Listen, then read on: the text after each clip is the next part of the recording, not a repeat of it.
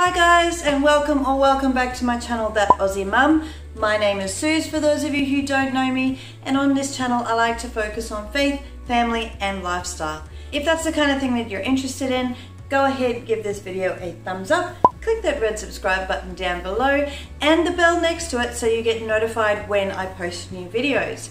In today's video, I am going to be showing you how to make a headache salve.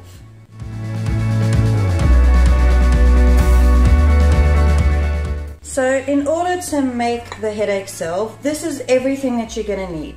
We're going to need some coconut oil. This one is extra virgin raw cold pressed coconut oil. This one is organic. We are going to use some sweet almond oil. Now you can use any carrier oil. In my last batch I used hemp seed oil.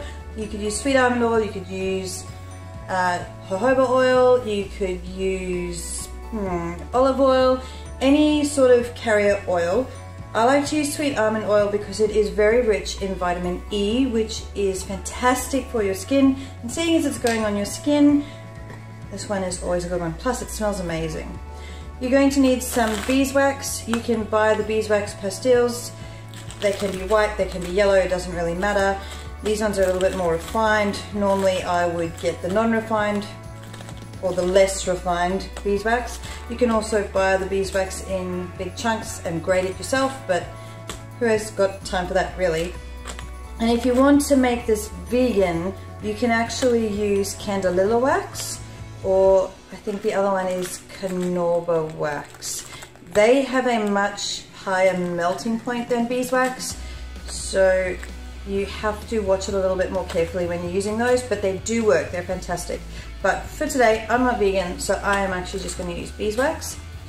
You're going to want your essential oils. These are the ones I have chosen and recommend. You don't have to use all of them, and you can substitute some others in, but I will be using lavender oil, peppermint oil, frankincense, and copaiba. Copaiba is really good for pain relief, which is why I have actually added this into this headache salve. You don't have to have it, I just had it on hand and I quite like copaiba, so that's why I'm using that one. You can also take out the lavender, frankincense and copaiba and just add eucalyptus oil.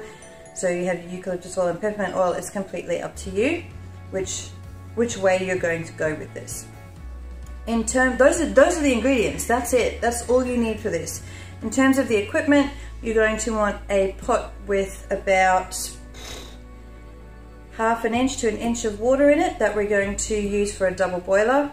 You're going to want a heat-proof jug or bowl, so I either use this or I have a metal bowl that I sometimes use, but that is in the wash at the moment. You're going to want a long spoon or long-handled teaspoon or whatever kind of stirrer thing you want. You're going to want a tablespoon measure. You are going to need, this recipe makes 5 of these pots, so you're going to need 5. I don't actually know the size of these pots. Maybe I'll weigh them and I'll let you know how much they take. But these will fill right to the brim with this recipe and you'll get 5 pots out of it. And very important, you're going to want a thermometer. And the reason we want a thermometer is that if we put the essential oils in too early, when all of these things have melted down and are too hot, you can actually lose effectiveness from these and you can burn off a whole lot of those oils, and we don't want to do that because we really want to be able to have an effective headache salve. So we're going to use this to measure the temperature of the melted ingredients to a certain temperature before we go ahead and put the oils in to make it the most effective. So the first thing we're going to want to do is set our pot of water to boil so that we're ready to go to melt our ingredients in a moment. So let's set that to boil. Now in our heat-proof bowl or jug, we are going to put in 1 tablespoon of coconut oil,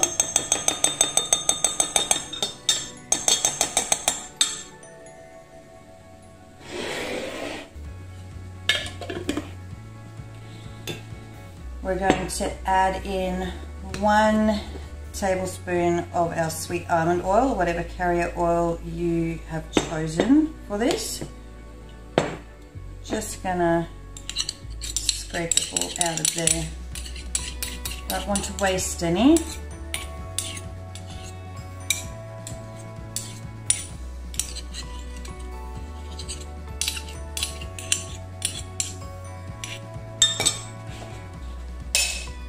And then we're going to put in 1 tablespoon of your beeswax pastilles, or if you're using candelilla wax, same thing, 1 tablespoon.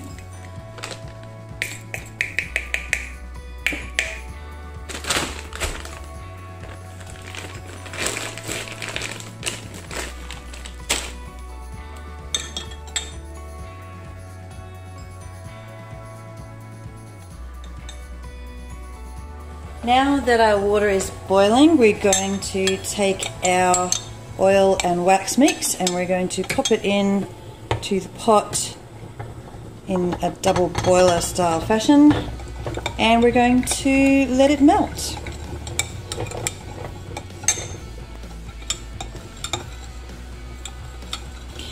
Obviously the oils are going to melt a lot faster than the beeswax because they have a much lower melting point.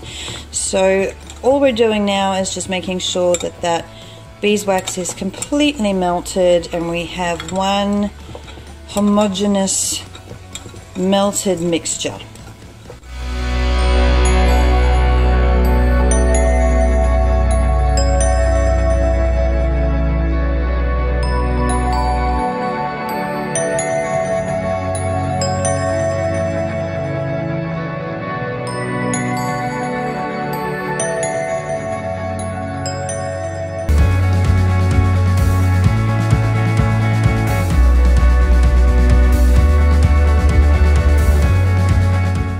Alright, we've reached a nice homogeneous mixture here, so I am going to pull that off of the stove. So that's a lovely consistency right there. There's no more, the beeswax pastilles have completely melted and we've got a lovely homogeneous mixture. And what we're going to do now is we're actually going to let it cool for a bit. So this is where our thermometer comes in handy.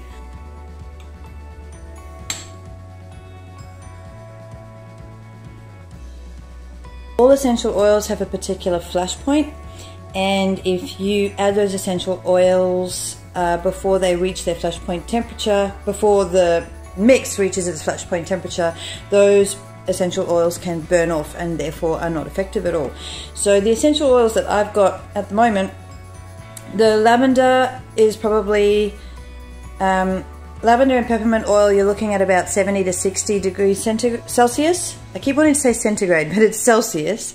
And the frankincense, so the lavender oil has a flash point of around 70 degrees Celsius. Peppermint oil has a flash point of about 60 degrees Celsius. Frankincense has a flash point of around 43 degrees Celsius, and I could not actually find the flash point for Copaiba, but that means that I need to let this cool quite a bit before I can add these particular oils. I'm probably not going to wait for 43 degrees for the frankincense, but I will wait for it to drop to about, what's it at now? It's sitting on about 65 degrees currently. I think I probably wanted to get down to about 60 degrees before I go ahead and put my oils in. Last time I did this, I didn't actually measure the temperature, and then I found that my headache salve was quite weak when I needed it to be a lot stronger. So we're going to just wait until that reaches about 50-55 degrees Celsius. Okay, so we've reached a temperature of about 50 degrees Celsius, which is roughly around 120 degrees Fahrenheit.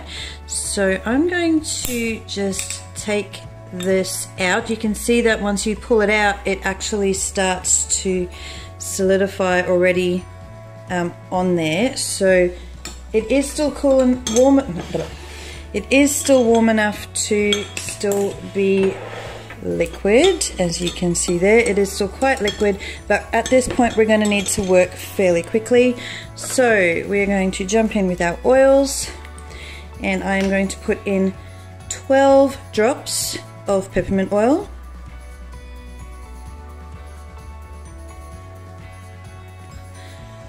Give it a quick stir. We're going to put in 6 drops of our lavender oil.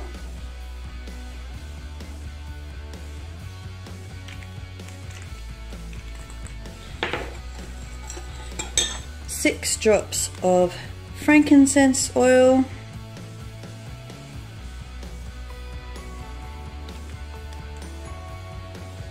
And I'm going to pop in 6 drops of the Copaiba oil.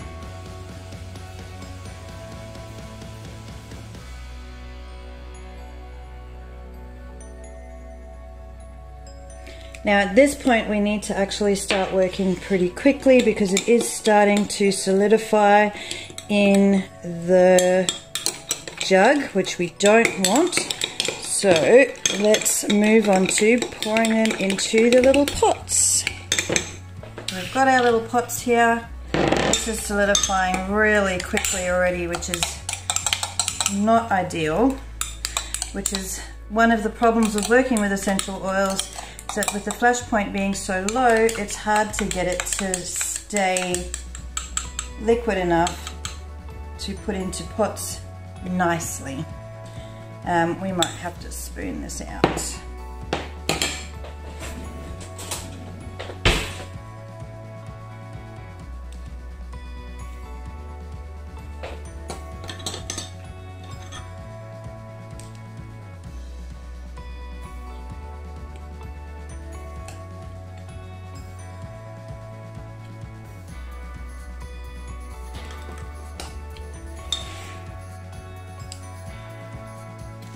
Obviously, if you do it before it gets too cool, I think sometimes the essential oils also make it set a lot faster as well,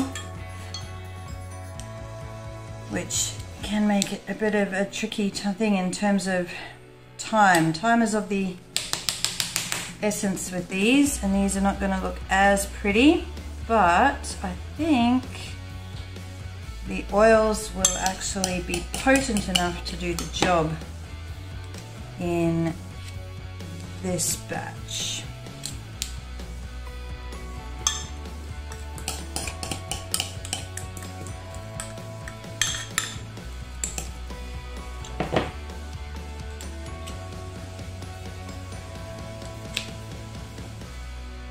Yeah, it's setting really fast.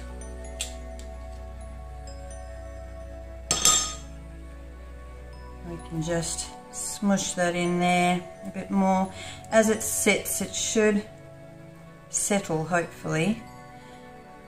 And like I said, it's not going to look as pretty as my last batch, but you know what, if it works better, that's all that matters really, isn't it?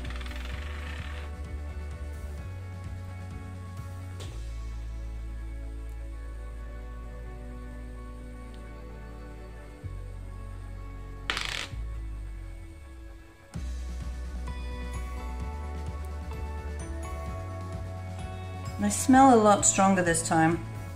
The amount of oils that we put into this are actually a 5% dilution, so which is really safe for an adult to use on occasion. I reckon we could probably go a little bit more with it, but we want to be safe above all else.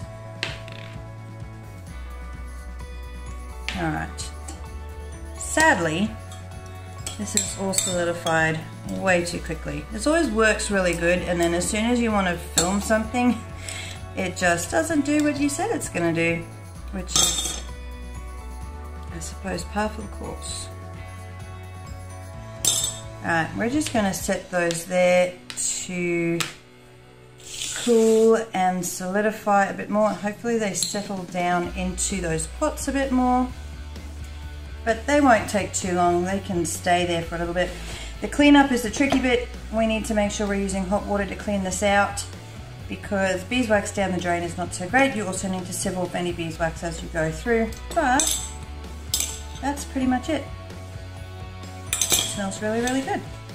Well, that's it for this video, guys. I hope you enjoyed that. I hope that you are able to follow that recipe. It really is easy and it really is cost effective. It actually probably costs less to make those 5 pots of headache balm than to buy a box of Panadol, I'd say. I think your most expensive thing in the whole recipe are your essential oils, but you use so little of them that, you know, it really does work out to be quite affordable. And like I said, it will turn out looking like this. It is beautiful. It feels really, really nice on the skin, and it doesn't leave you feeling all oily or horrible and yuck like some of the roll-on oils do, where it sort of runs all down your face. So I highly, highly recommend that you give these a try. If you do give these a try, then let me know in the comments below if you have a recipe of your own for a headache salve. I'd love to know it. I'm all in for experimenting with new recipes for things like this. And saying all of that, I really hope you enjoyed this video. If you did, give this video a thumbs up, click that red subscribe button down below, and we'll see you in the next video. Bye!